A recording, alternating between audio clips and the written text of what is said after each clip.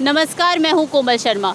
इस साल राजस्थान में बहुत सारे सड़क हादसे हुए और उन हादसों में कई मासूम जिंदगियां चली गई। इन्हीं हादसों की रोकथाम के लिए राजस्थान सरकार ने सड़क सुरक्षा अभियान की शुरुआत की है, जो कि 4 नवंबर से चलकर 18 नवंबर तक रहेगा। इस दौरान लोगों को सड़क सुरक्षा के नियमों के बारे में बताया जाएगा। इस अभियान की पूरी जिम्मेदारी भजनलाल सरकार ने ली है और वो लोग सीधे सीएम ऑफिस से निगरानी रखेंगे कि कैसे ये अभियान चल रहा है। आइए ट्रैफिक पुलिस से बात करते हैं इन नियमों के बारे में। तो सर, आप अपना नाम बताइए प्लीज़। नाम तो सीताराम।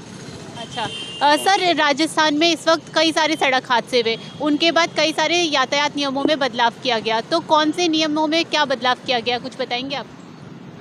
देखिए, अभी तो यातायात नियमों में तो कोई बदलाव नहीं किया वैसे, पर कुछ ऑनलाइन कार्रवाई के लिए कुछ किया है ताकि लोग कानून का पालन करें और सुरक्षित रहें।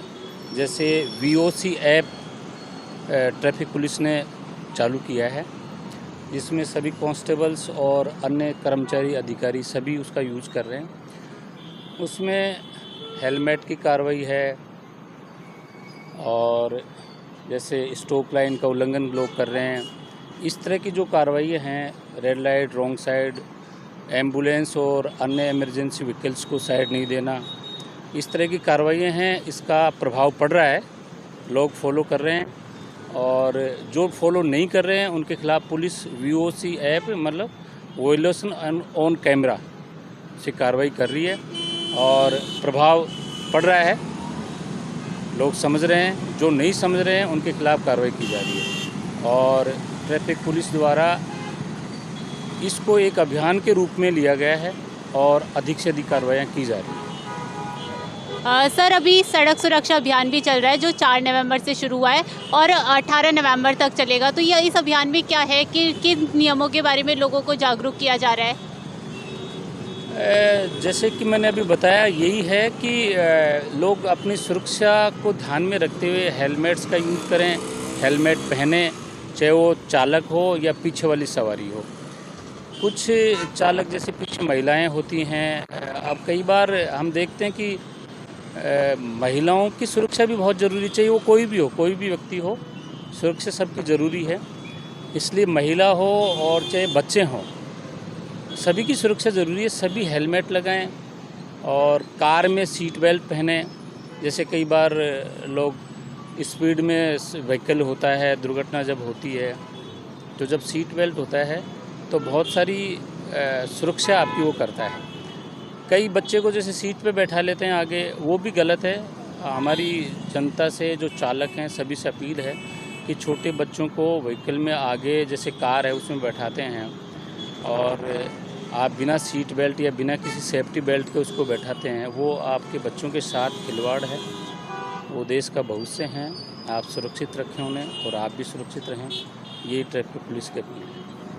सर, कई बार क्या होता है, हम देखते हैं कि लोग हेलमेट तो पहन लेते हैं, लेकिन जो नीचे स्ट्रिंग होती है उसको बांधते नहीं है। तो क्या उनके लिए भी कोई नियम है? क्या उनको भी कुछ दंड वगैरह मिलता है? देखिए, आपने बहुत अच्छा सवाल किया और ये बहुत ही ज़रूरी है, क्योंकि आप हेलमेट पहनते हैं और उसके स्ट्रिप नहीं बांधते हैं तो कानून के हिसाब से तो आप बिना हेलमेट माने गए हैं।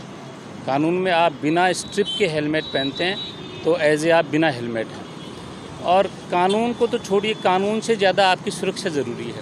आप स्ट्रिप नहीं बांधते हैं, कोई दुर्घटना अनहोनी होती है तो जो ही आप गिरते हैं या पीछे से या आगे से, जहाँ से भी आपको टक्कर लगती है, उसके बाद आप गिरते हैं, गिरते तो आपको जो हेलमेट है वो बाहर गिर जाता है, तो आपकी कोई सुरक्षा नहीं करेगा वो। यदि आपका स्ट्रिप बंधा होगा तो हेलमेट आपके साथ ही रहेगा, आपके सिर के साथ रहेगा, तो आप गिरेंगे या किसी व्हीकल से टकराएंगे तो आपका वो बचाव करेगा। और सिर की जो चोट होती है वो बहुत गंभीर होती है और वो आपके लिए बहुत जानलेवा साबित हो सकती है। इसलिए हेलमेट पहने तो आपने सही कहा, उसका स्ट्रिप बांधें ही आप, है ना। ये सर, कई लोग क्या होता है, रेड लाइट तोड़ देते हैं और रुकते भी नहीं है, तो फिर उन लोगों का चालान किस प्रकार कटता है? उनका या तो कई सड़कों पे जैसे कैमरे लगे हैं, कैमरों के थ्रू हो रहे हैं, या फिर आगे बताया जाता है उनको, आगे पॉइंट्स पे उनको ट्रेस आउट करने की कोशिश की जाती है पूरी, जहाँ तक संभव होता है। और आगे आगे धीरे धीरे और नए नए प्रयोग किए जाएंगे ताकि लोग कानून का पालन करें, डर से नहीं। पुलिस तो ये चाहती है लोग वास्तव में अवेयर हों, अवेयर भी कर रहे हैं हम, और कानून के द्वारा उनको सबक भी दिया जा रहा है ताकि वो इसका पालन करें। सर, आप लोगों को क्या कहना चाहेंगे कि वो किस तरह से अपनी सुरक्षा कर सकते हैं? देखो, लोगों से तो मैं रियली में दिल से हाथ जोड़ के प्रार्थना करता हूँ कि वो अपनी और अपनों की सुरक्षा को पहली प्राथमिकता दें, सच में।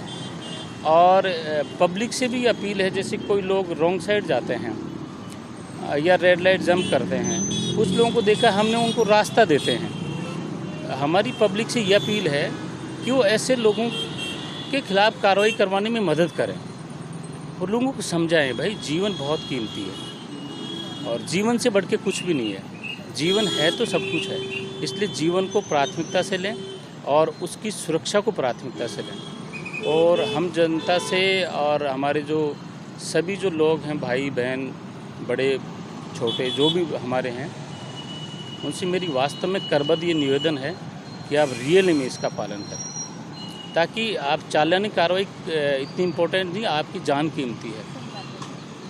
ये हमारा सभी से निवेदन है और इसका पालन करें। तो सर, आप क्या चाहते हैं कि मतलब कौन से यातायात नियमों में चेंजेस हो जाएं ताकि आपको लगे कि हम लोग बिल्कुल सुरक्षित आ जा रहे हैं? मैं ये कहना चाहता हूँ कि एक तो जो बसों में सुधार दिया जाए। बस यार आधे रास्ते में बंद हो जाती है। इस टाइम अभियान चल रहा है तो बस बहुत स्लो चलाते हैं वो लोग। तो आप सरकार से क्या गुहार लगाना चाहेंगे ताकि वो इन मापदंडों को नज़र रख सके और उन पे काम कर सके ताकि यातायात सुविधा और बेहतर हो सके लोगों के लिए? मैं गवर्नमेंट से यही चाहूँगा कि भाई पब्लिक का जो रुझान है, पब्लिक क्या चाहती है, उस पर विचार विमर्श होने के बाद में बसों का संचालन करें। सर, आप ट्रैफिक नियमों में क्या बदलाव चाहते हैं ताकि जो ये एक्सीडेंट्स होते हैं ये थोड़े कम हो जाएं?